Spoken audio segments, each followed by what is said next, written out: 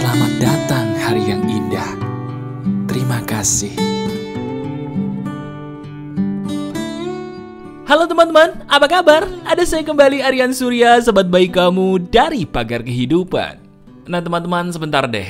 Pernah nggak sih dalam hati kamu bingung?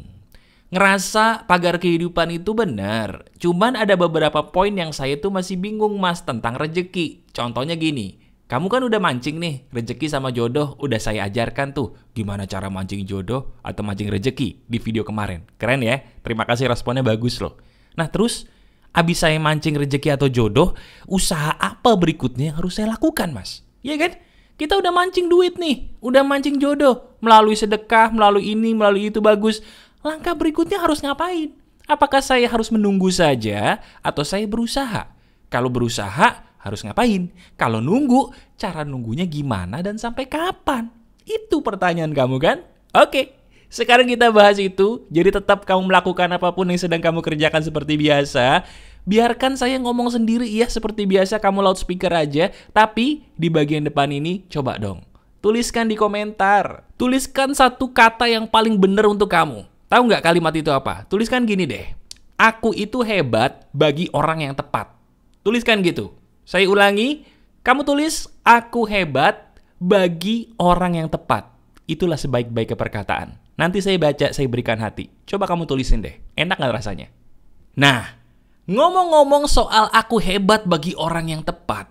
Ini ada kaitannya juga teman-teman dengan langkah berikutnya yang harus kamu lakukan setelah kemarin memancing rejeki. Nih, saya ulang dulu sedikit ya. Jadi bagi kamu yang mungkin kemarin belum sempat nonton video saya, nggak apa-apa, nanti saya taruh video yang dimaksud itu di bagian deskripsi ya, kamu lihat aja. Nah sekarang gini deh, saya di Pagar Kehidupan itu termasuk di video kemarin bilang apa? Kamu tuh capek cari jodoh, capek cari duit, karena selama ini caranya salah, betul? Banyak teman-teman yang sudah mempraktekkan bahwa ketika kita mencari sesuatu malah nggak ketemu. Tapi ketika kita berhenti mencari sesuatu malah ketemu, betul nggak? Saya ulangi, banyak di antara kamu yang sudah mempraktekkan, coba renungkan. Benar nggak sih ketika kita mencari sesuatu malah nggak ketemu? Tapi di saat kita berhenti mencari, kok malah ketemu, bahkan malah dia datang sendiri. Nah, itu yang saya maksud, bahwa diri kita jangan mengejar sesuatu, tapi pancinglah dengan cara yang benar. Cara mancingnya gimana? Ada di video yang di deskripsi. Kamu tonton aja itu abis nonton video ini.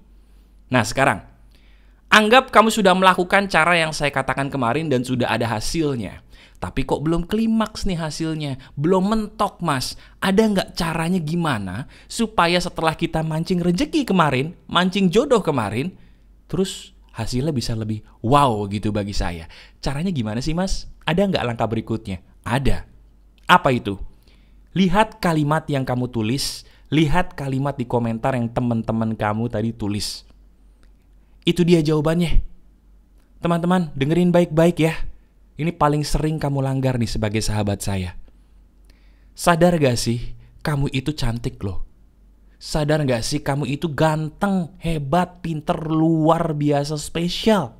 Unik kamu tuh. Tapi kenapa? Kenapa diri kamu kok seolah-olah susah banget ya dapat jodoh? Kenapa kok diri kita seolah susah banget gitu ya mendapatkan rezeki yang wow atau berkelimpahan? Jawabannya sederhana. Karena selama ini kita lebih percayakan bahwa diri kita itu gak hebat daripada percaya bahwa diri kita hebat. Betul gak? Saya ulangi pertanyaan saya. Selama ini, entah kenapa, kamu sebagai sahabat saya lebih percayakan bahwa kamu tuh gak hebat dibandingkan percaya bahwa aku hebat loh. Bener gak? Renungkan deh. Jujur apa adanya. Nah kalau mulai senyum-senyum sendiri, itu berarti lagi-lagi tebakan saya benar. Iya kan? Lah kok Mas Aryan bisa tahu saya senyum? Nah kenapa? Karena setiap orang yang ketampar, kalau di Pagar Kehidupan, itu malah senyum. Bukannya sakit, tapi malah, iya juga mas, bener juga, ini saya lagi, aduh. Iya kan? Jujur. Nah, ketawa lagi dia. Oke, sekarang sambil kamu senyum-senyum sendiri, saya ingin membuat kamu lebih luas lagi tuh senyumannya, lebih ikhlas lagi senyumannya. Mau? Gini, kamu tuh pada dasarnya kan sudah hebat. Gimana caranya supaya kamu sadar bahwa diri kamu hebat? Perhatikan pola pikirmu. Ada yang salah tuh. Dengerin. Sehebat apapun kamu, kalau di mata orang yang tidak tepat, kamu akan selalu menjadi orang yang payah atau cupu. Saya ulangi, taruh ini di kepalamu, taruh ini di kepala kita ya. Sehebat apapun kita, sespesial apapun diri kita, tubuh kita, kalau di mata orang yang tidak tepat, kita pasti akan selalu payah, akan selalu jelek, akan selalu cupu. Betul gak? Halo, bener gak? Nah, itu yang terjadi sama kamu. Kita bicara apa? Rezeki dulu deh sekarang. Lihat deh kamu. Kenapa rezeki kamu kok seolah-olah seret? Bukan seret, teman-teman. Tapi diri kamu memaksakan seolah-olah orang itu loh yang harus ngasih aku rezeki. Hey, berulang kali saya bilang kepada kamu sebagai sesama sahabat nih, saya sahabat kamu. Saya bilang kepada kamu apa? Yang memberikan rezeki itu Tuhan. Tuhan yang Maha Esa, yang Maha Pemberi rezeki, itulah sebenar-benarnya pemberi rezeki kepada kamu. Orang-orang nih seperti saya, seperti teman-teman kamu yang ngasih kamu uang, ngasih kamu ilmu, ngasih kamu kebahagiaan, mereka tuh cuma perantara doang. Kita nggak berkuasa apa-apa untuk ngebahagiain kamu kalau Tuhan tuh nggak ngasih restu dulu. Bahasa gampangnya, kita semua adalah perantara Tuhan untuk memberikan rizki-rizkinya kepada kamu. Titik. Jadi tujuannya kita sebagai manusia adalah menjemput rezeki Tuhan.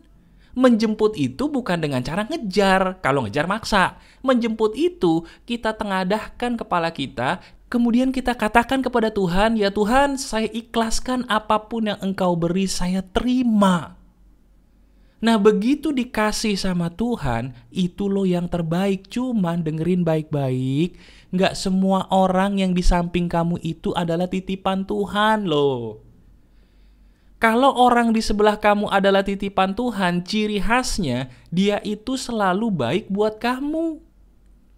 Kalau orang udah terbukti nggak baik buat kamu, nggak menghargai apa yang kamu kerjakan sebagai seorang pekerja, tidak bayar-bayar gaji kamu, tidak ngasih uang yang menjadi hak kamu, selalu mengerdilkan ide-ide kamu dalam bekerja. Hei, sebentar ya, dia bukan orang yang dititipkan Tuhan untuk kamu.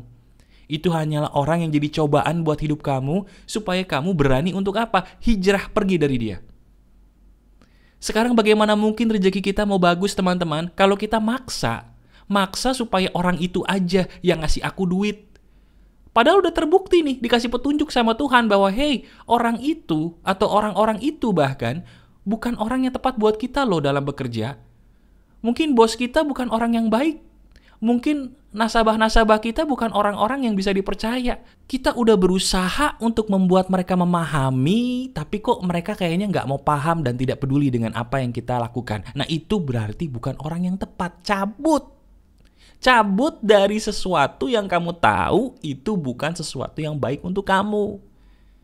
Ya mas, tapi itu namanya kabur dong. Bukan kabur, itu namanya kamu mengetahui bahwa bumi Tuhan itu luas dan karya Tuhan itu luas buat kamu, nggak sempit. Saya ulangi, itu bukan kabur, tapi itu justru sebaliknya. Kamu mengakui bahwa Tuhan itu maha besar ciptaannya, bukan sama dia doang rezekimu. Nggak usah takut, cabut, hindari orang-orang atau lingkungan yang tidak bisa menghargai kamu, titik. Coba deh, kamu nih sahabat Pagar Kehidupan yang udah pernah curhat sama saya secara pribadi gitu ya, atau pernah mungkin dengerin Pagar Kehidupan video yang udah dulu banget, praktek. Ada nggak kamu yang sudah hijrah? Awalnya ragu nih, mau pergi dari tempat yang salah. Ragu, takut karena nanti nggak dapet duit gitu kan. Ternyata apa yang terjadi malah kebalikannya. Begitu kamu hijrah, pergi ke lingkungan baru, ketemu orang-orang baru, bener nih kata Pagar Kehidupan, rezeki saya pun malah lebih bagus seizin Tuhan. Kalau ada pengalaman kayak gitu, sharing di komentar. Nanti saya kasih hati, bahkan bisa saya pin kalau komentar kamu sangat menginspirasi. Silakan. Nah, itu masalah rezeki. Bagaimana masalah jodoh, Mas? Apakah sama? Oh, sama.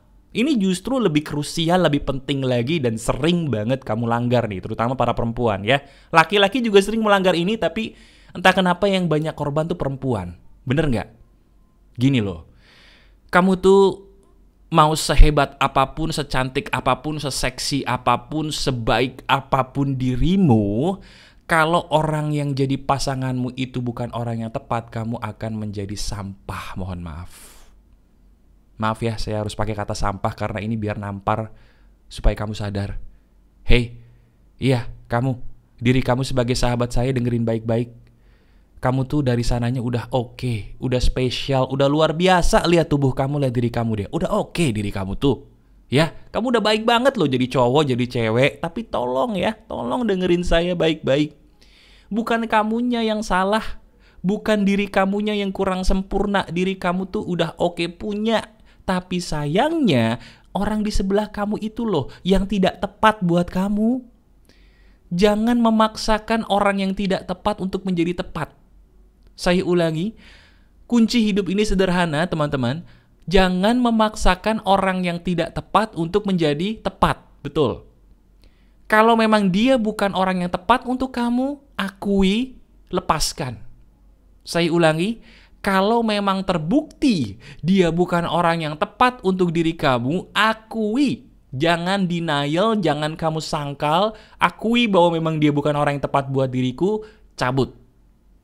Sakit hati pasti, tapi dari sakit hati itu kamu berkesempatan mendapatkan orang yang 100 kali lebih baik daripada mantanmu itu. Nah, pertanyaannya cuma satu. Apakah kamu mau? Apakah kamu mau membuka lembaran baru demi masa depan kamu sendiri yang lebih baik? Karena saya tahu kayaknya rasa takut kamu lebih besar. Rasa takut kamu lebih besar daripada rasa cintamu kepada dirimu sendiri, betul gak? Hei, ini buat yang jodoh, buat yang rezeki sama ya. Rasa takutmu itu lebih besar ya daripada rasa cintamu kepada dirimu sendiri, betul nggak? Halo, benar nggak ucapan saya? Coba renungkan.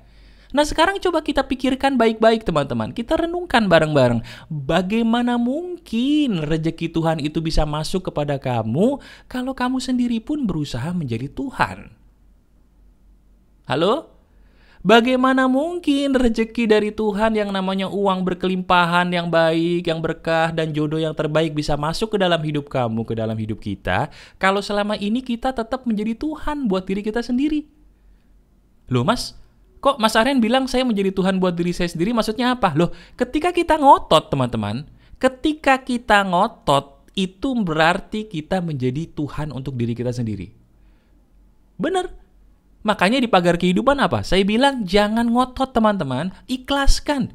Karena apa yang bagus buat kita itu adalah apa yang dikasih Tuhan, bukan apa yang kita mau. Iya kan?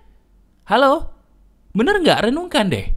Jadi sekarang saya mau tanya sama kamu, kita renungkan bareng-bareng aja. Seberapa ikhlas kamu selama ini menerima ketentuan Tuhan? Dan seberapa BODOH-nya kamu selama ini menerima apa yang orang lain mau? Kamu adalah orang pinter. Kamu bukan orang BODOH, teman-teman. Kamu itu spesial. Apa itu orang yang BODOH? Orang yang BODOH adalah orang yang dia tahu. Orang di sebelahnya, orang-orang di sekitarnya, bukan orang yang tepat buat dia, tapi dia tetap ngotot supaya orang itu berubah demi kita. Nggak bisa. Tidak bisa. Itu namanya BODOH. Saya pernah di posisi itu, kamu sedang di posisi itu, kamu bisa berubah. Karena saya pun bisa berubah dulu. Percaya deh, kamu bisa lebih baik dari ini. Kamu mampu lebih baik dari ini. Percaya sama saya. Ini fakta karena saya sendiri pun pernah dulu di posisi kamu ya. Jadi sekarang di bagian ini saya pengen bilang begini teman-teman. Lihat diri kita. Sekarang diri kita seizin Tuhan udah diizinkan untuk mendapatkan ilmu emas seperti ini.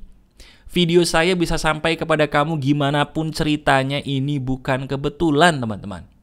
Gak ada satu hal pun yang kebetulan dalam hidup ini. Jadi sekarang pilihannya di tangan kamu ya.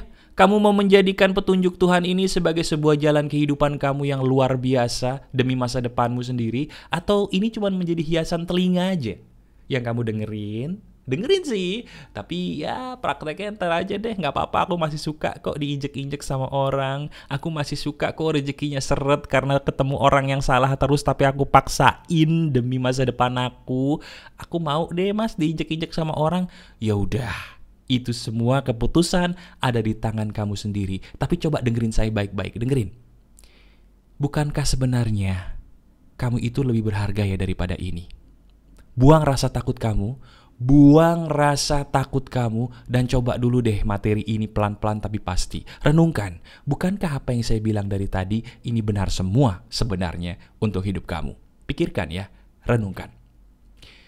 Kamu suka banget dengan video ini, kamu boleh silakan klik jempol ke atasnya sebagai bentuk apresiasi dan hadiah buat saya. Terima kasih jempol ke atasnya saya doain. Yang memberikan jempol ke atasnya saya doakan hidup kamu berkelimpahan, penuh dengan kebahagiaan, kebaikan, dan ketemu sama orang-orang yang baiknya ikhlas ya untuk hidup kamu. Amin. Terima kasih loh jempol ke atasnya.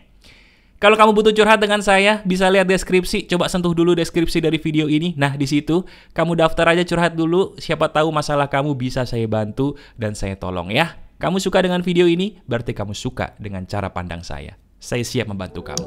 Oke? Masih ada saya, Aryan Surya, sahabat baik kamu selalu dari Pagar Kehidupan. Tetap keep the spirit, keep sharing, and keep loving. Bye-bye.